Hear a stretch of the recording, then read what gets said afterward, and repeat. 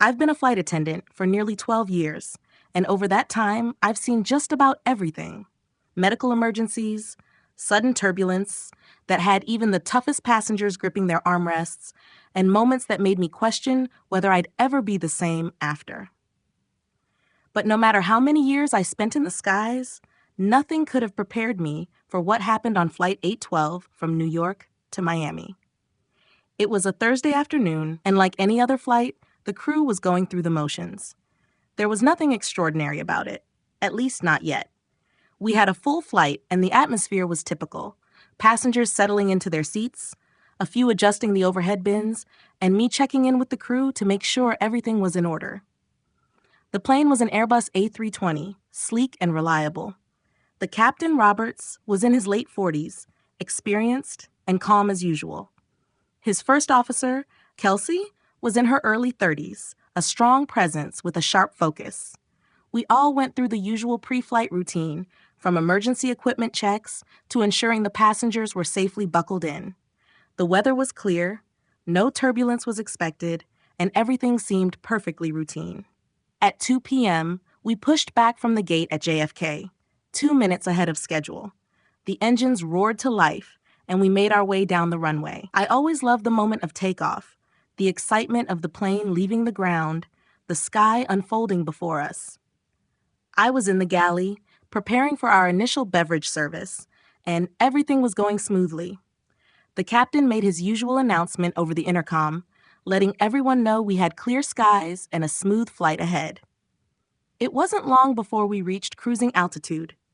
That's when I started my rounds, walking through the cabin to check on passengers, offer drinks, and make sure everyone was settled in. As I passed row 18, I noticed a young girl sitting alone by the window. She couldn't have been older than 12, and her face was pale, her hands gripping the armrests tightly. Something about her caught my attention. It wasn't uncommon for unaccompanied minors to be on the plane, but this girl, Amy, looked especially anxious. "Hi there, are you okay?" I asked with a friendly smile. She glanced up at me, her wide eyes filled with apprehension, but somehow calm at the same time. "I'm fine.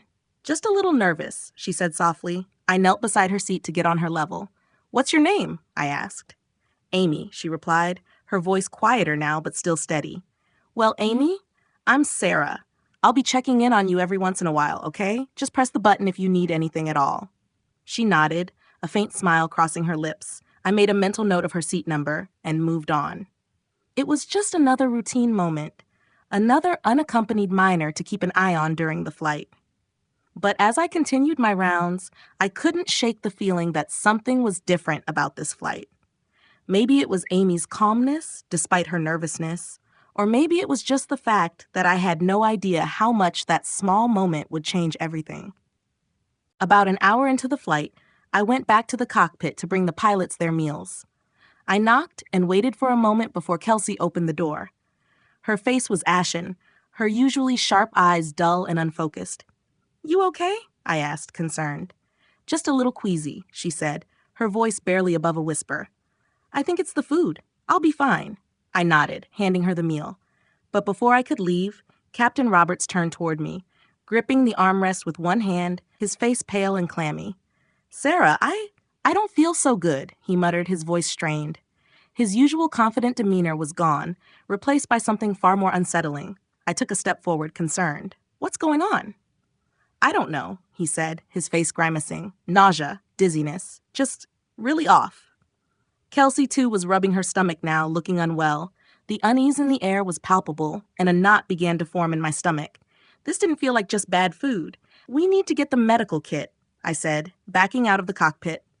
I grabbed the internal phone and called for assistance. My hands were shaking as I quickly informed the rest of the crew.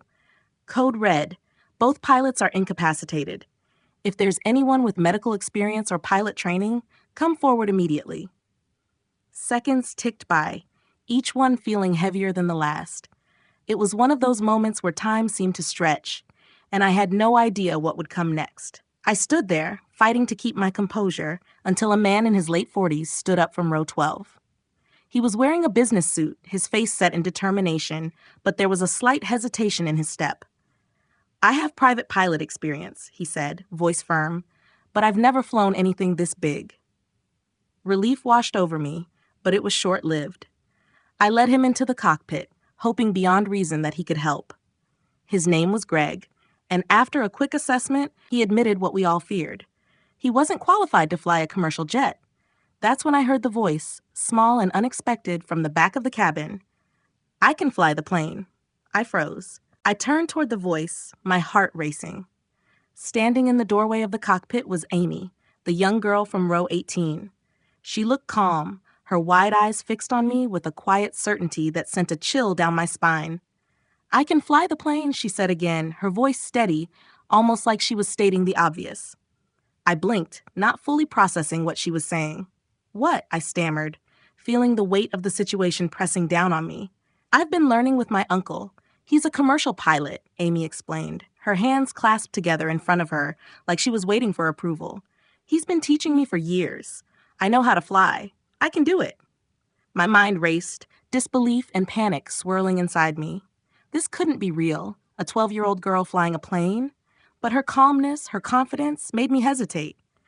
It was as if she truly believed she could do this. And part of me wondered if she was the only one with the right mindset in this entire crisis. I glanced at Greg, who was standing frozen next to me, his expression a mixture of disbelief and concern. "Are you sure about this?" I asked, my voice shaky, not quite believing I was even considering this. Amy nodded, her gaze unwavering. "I know how to control the plane. I've done it before in simulators. I've learned how to talk to air traffic control. I can do this." I didn't know what to think, what to feel. It was insane, but in that moment, it seemed like our only option. Both pilots were incapacitated, Greg wasn't going to be able to help, and time was running out. I swallowed hard, forcing myself to think clearly. "Okay," I said, my voice cracking. "Let's give it a shot." We led Amy into the cockpit, where she immediately started adjusting the seat. Her hands barely reached the controls, so she pushed the seat forward, getting herself settled into the captain's chair. She looked like a child in a place she had no business being, but then she looked back at me, and there was something in her eyes, something beyond fear, beyond uncertainty. She was focused. "I'll need to contact air traffic control," Amy said, her voice calm, as if she'd done this 100 times before. I nodded, too stunned to speak, as she reached for the radio. Amy's fingers hovered over the radio, her eyes scanning the controls as if she were reading a book she'd memorized by heart. She took a deep breath, steadying herself, then pressed the button. "Miami Center, this is Flight 8112, she said, her voice clear and confident, but I could hear the faint tremor beneath the calm. "I have a medical emergency. The pilots are incapacitated. I'm Amy Thomas. I'm 12 years old, and I've been trained by my uncle, a commercial pilot. I need assistance." There was a long pause on the other end. I watched Amy, her eyes glued to the instrument panel, as the seconds stretched into what felt like hours. Then, crackling through the static, came the response. "Flight 812? Say again. You're 12 years old?" "Yes, ma'am," Amy replied without hesitation. "I know how to fly this plane. I just need help landing it." I could see the air traffic controller's disbelief, but it was quickly replaced by a professionalism that kicked in once they realized the gravity of the situation. "Flight 812? We're trying to contact your uncle. In the meantime, stay on the line. We'll guide you through it." Amy nodded, her hands never shaking as she adjusted the autopilot and checked the various instruments in front of her. The plane was in her hands now, and she wasn't flinching. I couldn't help but marvel at her composure. My heart pounded in my chest, but Amy looked like she was in control, as if she'd done this 100 times before. The controller came back over the radio. "Okay, Amy, we need to start the descent. You're going to need to bring the plane down to 10,000 feet. Let's disengage the autopilot." Amy's eyes flickered to the yoke, then to the instruments. "I see it. Disengaging autopilot now." Her hands moved with purpose, and I felt a strange mix of awe and fear. The plane immediately shifted slightly under her control, but she adjusted quickly, the smoothness of her movements betraying the enormity of what she was doing. "Good," the controller said. "Now, gently pull back on the yoke to start the descent. Keep an eye on your airspeed and vertical speed indicator. We don't want to drop too fast." I stood behind her, watching in silence as she expertly maneuvered the plane. She gently pulled back on the yoke, and the nose of the aircraft lifted ever so slightly.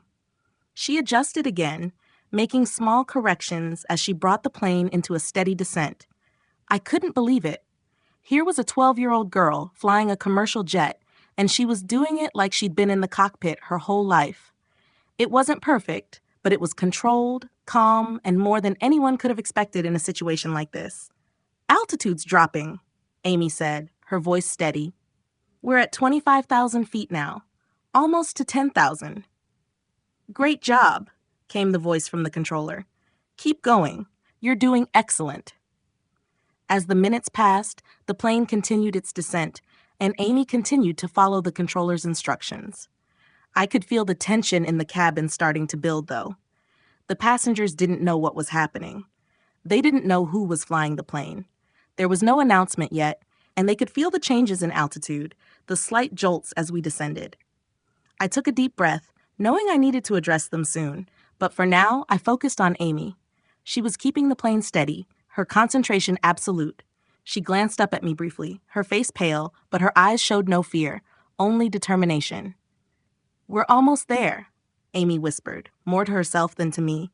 "We can do this." I could only nod, silently praying she was right. We were nearing the final stages of our descent, and my heart was in my throat. Amy was doing an incredible job, but the reality of the situation hit me harder with each passing minute. We were still 35,000 feet up in the air, and I had no idea how she would handle the final approach to Miami. The emergency vehicles were already lined up along the runway, their lights flashing in anticipation. They didn't know if we were going to land safely, but they were ready for anything. I glanced at Amy. She was still calm, still focused. Her hands gripped the yoke, adjusting it with precise movements, making sure we maintained a steady descent. I couldn't believe what I was witnessing. She was just a child, but here she was, flying a commercial jetliner. It wasn't perfect. There were small corrections as the plane shifted and adjusted, but it was enough. She was doing it. "Okay, Amy." The voice of the air traffic controller crackled over the radio. "You're doing great. Now, let's bring the plane down to 5,000 feet. You'll be on the glide path soon. Keep your descent rate steady." Amy nodded, her eyes darting between the instruments. "I see it," she said, adjusting the yoke again. 5,000 feet. I could feel the tension in the cabin now. Passengers were starting to stir, some of them whispering to each other, their eyes flickering nervously toward the cockpit. I could hear them asking questions, asking what was going on. I didn't want to tell them the truth yet. Not until it was absolutely necessary. If they knew a 12-year-old was flying the plane, I feared panic would break out. But I could only stall for so long. The plane continued its descent, and I knew it was time to make an announcement. I grabbed the intercom and pressed the button, my voice shaking slightly. "Ladies and gentlemen," I began, "we are currently dealing with a medical emergency in the cockpit. Both of the pilots are incapacitated, but we have someone with the necessary training to safely land the plane. Please remain calm." I could hear murmurs from the passengers, but no one screamed. No one rushed the cockpit. I kept talking, trying to keep everyone as calm as possible. "Everything is under control. We are being guided by air traffic control and will be landing safely. Please stay in your seats and keep your seatbelts fastened. We'll update you shortly." I let go of the mic, feeling the weight of my words settle over me. Amy was still steady, still guiding the plane down. I looked at her. She glanced up at me for just a moment before returning her focus to the instruments. She was doing this. She was going to land this plane. "Flaps to 30, Amy said, as she reached for the lever. Her hands were steady, precise. "I'm reducing speed." I held my breath as she made the adjustment. The plane's nose dipped slightly as the flaps deployed. We were getting closer. "You're doing perfectly," the controller said. "Keep your approach slow and steady. You're right on target." I glanced out the cockpit window. I could see the runway now, getting closer. The emergency vehicles were there, their lights flashing in the distance. My stomach churned. We were really going to do this. Amy was really going to land this plane. "Throttle back slowly," I instructed, just like we practiced. Amy took a deep breath, then gently pulled back on the throttle. The engines whined down, and the plane began to slow. The ground was getting closer, faster now. "Flaps to 40, I said, trying to keep my voice steady. "We're almost there." Amy adjusted the lever, and the plane slowed even further. The runway was directly in front of us now, and my pulse quickened. It was time. "Amy, you've got this," I whispered, more to myself than to her. Her hands tightened on the yoke, and she looked up at me with a calm, steady expression.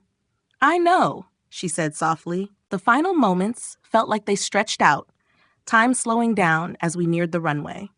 The plane's descent had been smooth, but the real challenge was ahead, the landing. My heart pounded in my chest, but Amy's steady hands on the yoke reassured me. She was focused, her small body sitting in the captain's seat like it was made for her. Despite the situation, there was something almost surreal about watching her manage the plane with such confidence. "Amy, we're almost there," I said, my voice barely above a whisper. "You've got this." She didn't respond, but I saw her lips curve into a small, determined smile as she focused on the instruments. The ground was closing in fast. The runway lights stretched out before us, and I could feel the tension in the air, both in the cockpit and in the cabin. I could hear the murmurs of the passengers behind us, some still in disbelief, others silent, waiting for what was to come. I had kept them calm for now, but the truth was, there was no guarantee of a smooth landing. The fear was palpable. "Altitude 1,000 feet, Amy said, her voice steady as she made a slight adjustment to the yoke. The plane dipped, and she corrected it immediately. "Speed 150 knots. We're on target." "Perfect," I replied, trying to keep my voice calm, even though my nerves were frayed. The emergency vehicles were lined up along the runway, their lights flashing brightly. I could see them now, clearly in the distance. They were ready for whatever happened, but I couldn't let myself think about the worst-case scenario. Not now. Not when Amy was doing so well. "Flaps to 40, I instructed. "That's it. Full flaps." Amy's hands moved without hesitation, adjusting the lever and slowing the plane even further. We were practically floating now, the plane's descent slow and steady, like it was gliding toward the runway. "Throttle to idle," I said, holding my breath. Amy reached forward and gently pulled the throttle back. The engines quieted, and the plane continued to glide downward, perfectly aligned with the runway. I could hear the air traffic controller's voice in my ear, calm but urgent. "Flight 812, you're doing great. You're lined up perfectly. Now, keep your descent steady, and when you're about 20 feet off the ground, pull back gently on the yoke to level off." I nodded. Although Amy was already ahead of me, she knew exactly what to do. The runway was so close now. I could see the cracks in the pavement, the faint markings along the edges. The moment of truth was upon us. "Ready?" I asked, looking over at Amy. She didn't respond verbally, but I could see it in her eyes. She was ready. The plane's nose dipped slightly, and I could feel the ground rushing up to meet us. My stomach lurched, but I stayed silent, watching Amy's every move. She gently pulled back on the yoke, and the plane leveled out, its wheels skimming the runway. The plane bounced, just slightly, and then hit the ground with a soft thud. My heart stopped for a split second. The plane shuddered, but Amy's hands stayed steady on the controls, her eyes focused ahead. The wheels stayed down this time, and we were rolling along the runway. The emergency vehicles began to follow us, their lights flashing, but we weren't out of the woods yet. We needed to stop. "Fast!" "Brakes!" I shouted. "Hit the brakes, Amy!" Her feet barely reached the pedals, but she pressed down with everything she had. I heard the tires squeal as the plane slowed, the brakes biting into the asphalt. My eyes flickered between the runway and Amy's small, determined face. We were slowing, but not fast enough. Suddenly, I felt another set of hands. Greg, the passenger who had tried to help, leaned over and pushed his feet onto Amy's, adding his weight to the pedals. The brakes responded more firmly, and the plane finally began to slow down. We weren't going to make it to the end of the runway, but we were stopping, slowly but surely. The plane came to a stop with only a few 100 feet to spare. Silence filled the cabin, a collective breath held by everyone on board.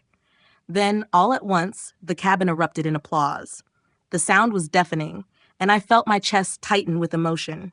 We had made it. I turned to Amy, still sitting in the captain's seat, her hands trembling now as the adrenaline wore off. "You did it, Amy," I said, my voice cracking. Amy looked up at me, a small, exhausted smile on her face. "We did it," she whispered. The door to the cockpit opened and emergency personnel rushed in. They immediately began tending to Captain Roberts and First Officer Kelsey, who were both unconscious but stable. I backed away from the seat, watching as Amy was surrounded by the crew. Her uncle was waiting for her in the terminal, and I could see him as he walked toward her, tears in his eyes.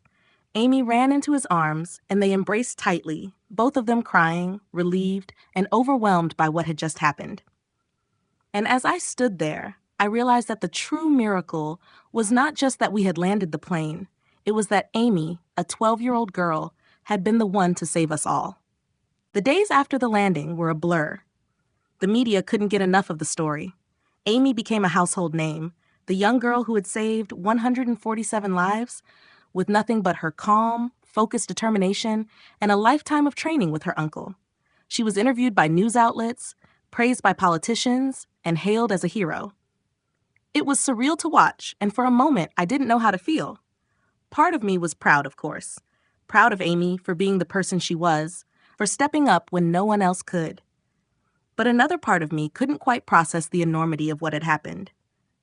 I'd been there, in the cockpit with her, and I knew how close we had come to disaster. I also knew that, despite the media frenzy, Amy hadn't seen herself as a hero. 6 months later, I found myself on another flight, this time heading back to New York from Miami. It was a quiet evening flight, the cabin mostly empty, and the routine had almost lulled me into a sense of normalcy. As I made my way through the cabin, doing the usual checks, I saw her, Amy. She was sitting in 14C again, her head tilted toward the window as she gazed out at the dark sky.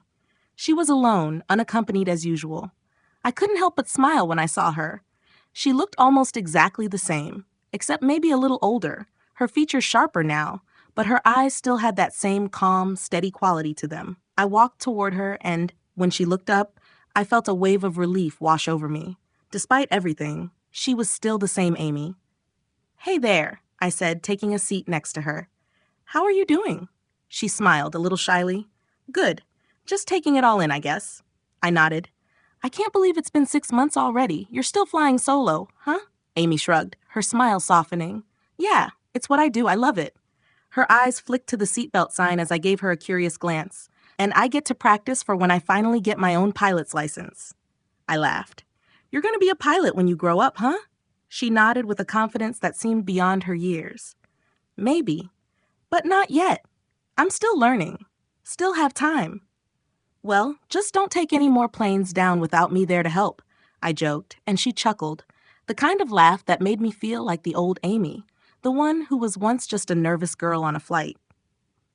As the flight progressed, I thought back to that day, the moments when I thought we might not make it, when I wasn't sure if I could trust a child with the lives of 147 people. But Amy had proved me wrong in the best possible way. She'd done it, not because she wasn't afraid, but because she didn't let fear take over. She had risen to the challenge when the rest of us were paralyzed by panic. As the plane neared New York, the captain came on the intercom, giving the usual pre-landing announcements. But there was something unusual about this one. "Ladies and gentlemen," the captain's voice rang out, "before we land, I'd like to introduce a special passenger. Seated in 14C is Amy Thomas. 6 months ago, she safely landed Flight 812 when both pilots were incapacitated. She saved 147 lives, including mine. Amy, on behalf of everyone on board that day, thank you."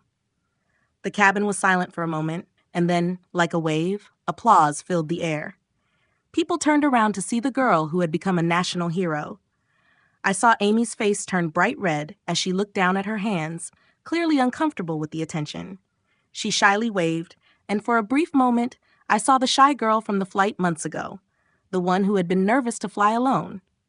As the applause died down, I turned to her, giving her a small smile. "You'll never be able to fly under the radar again." She laughed, her usual shy smile returning. "Guess not." When we landed and the passengers disembarked, I couldn't help but watch as Amy was greeted by her uncle at the gate. He had his arms wide open for her, a proud smile on his face. She ran to him, and they embraced tightly. It was a moment of pure relief, the kind that only family could provide after a whirlwind of chaos. As I walked past them, I couldn't help but think about everything we'd gone through. It was one of those moments that stayed with you forever, a moment that changed you. For me, it wasn't just about Amy's bravery. It was about the reminder that sometimes the best people to lead us through our darkest moments are the ones we least expect. Amy wasn't just a hero that day. She was a symbol of what can happen when someone is prepared, when they have the courage to face the impossible, and when they don't let fear make their decisions. I knew that the world would never see her the same way again, but I also knew that for Amy, this was just the beginning. She wasn't done yet. She still had a lot to teach all of us. The months following that flight seemed to pass in a haze. Amy's story became something of a legend, not just for her incredible bravery, but for the reminder that heroes often come from the most unexpected places. The media buzz died down, but the recognition remained. People still talked about her, about how she managed to do what none of the trained pilots could. I thought about her a lot, how she was still just a kid, how she had taken control of a situation no one should have ever had to face. But life, for me, slowly returned to normal. I went back to flying regularly, back to the routine I had known for so many years. Every flight was still a reminder of that one day, but it was also a reminder that the world had a way of moving on, whether we were ready for it or not. I didn't mind it, though. The quiet was a kind of peace, even if the weight of that day still clung to me. It wasn't until I ran into Amy again that the full gravity of everything hit me all over again. I was in Seattle for a layover, and I decided to take a walk near the airport. I hadn't expected to see her, but there she was, standing by the window in a small cafe, looking out at the planes coming and going. I recognized her immediately, and for a moment, I froze. It had only been a few months since I last saw her, but she looked different now. She was older in a way, her face more mature, her posture more confident. I walked over to her, and for a moment, I just watched her. She didn't notice me right away, too absorbed in her thoughts, the same serious expression on her face that I had seen that day in the cockpit. "Amy?" I said softly, and she turned to look at me. Her face lit up with that shy, familiar smile. She stood up and waved me over. "Sarah," she said, her voice warm but still carrying that quiet maturity. "I didn't expect to see you here." I sat down across from her, still in awe of how much she had changed. "I could say the same," I replied with a grin. "I didn't expect to see you here either." She laughed, the sound light and easy, just like it had been before everything happened. "I come here sometimes. It's kind of peaceful, watching the planes. Makes me feel close to the sky, I guess." She shrugged, looking back out the window, and I could tell she was reflecting on more than just the planes. "How are you doing?" I asked. She paused, her fingers tapping on the edge of her coffee cup. "I'm good. I'm still learning. Uncle Rob's been teaching me more. He says I'm ready for bigger planes soon." I smiled, proud of her. "I have no doubt you'll be flying anything you want before too long." Amy looked down, and her expression softened. "I think about that day a lot, about how I didn't really feel scared. But then I wonder if I was just too young to understand how dangerous it was." I shook my head. "No, Amy, you were just ready. You did what needed to be done. Don't ever doubt that." She met my eyes, and for the first time since I'd known her, I saw the weight of everything she'd carried on her shoulders. The heroism, the pressure, the attention, it had all come with its own challenges. "I guess that's true," she said softly, the words barely above a whisper. "But I think I'm still figuring out what it really means." "I think you'll figure it out," I said, "in your own time, and no matter what, you'll always have that. You'll always have what you did." Amy smiled, a small but genuine smile. "Thanks, Sarah. I don't think I could have done it without you being there with me."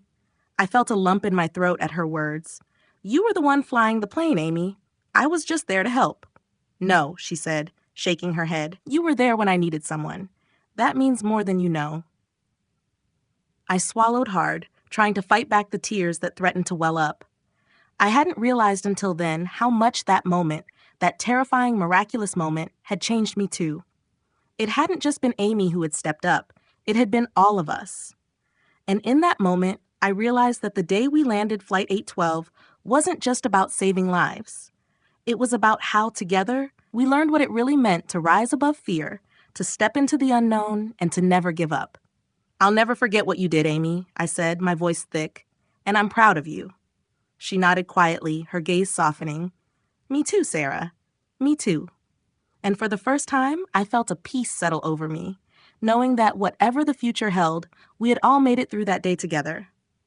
Life often throws unexpected challenges our way, and the key to overcoming them is preparation and courage. Sometimes, the most unlikely heroes emerge in moments of crisis, proving that fear doesn't have to control us. It's important to trust your abilities, even when the situation seems overwhelming, and to stay calm under pressure. Remember, training and resilience build strength over time, but it's the willingness to face the unknown with determination that truly makes a difference. When you rise to the occasion, even the most daunting obstacles can be overcome, and you'll discover courage you never knew you had.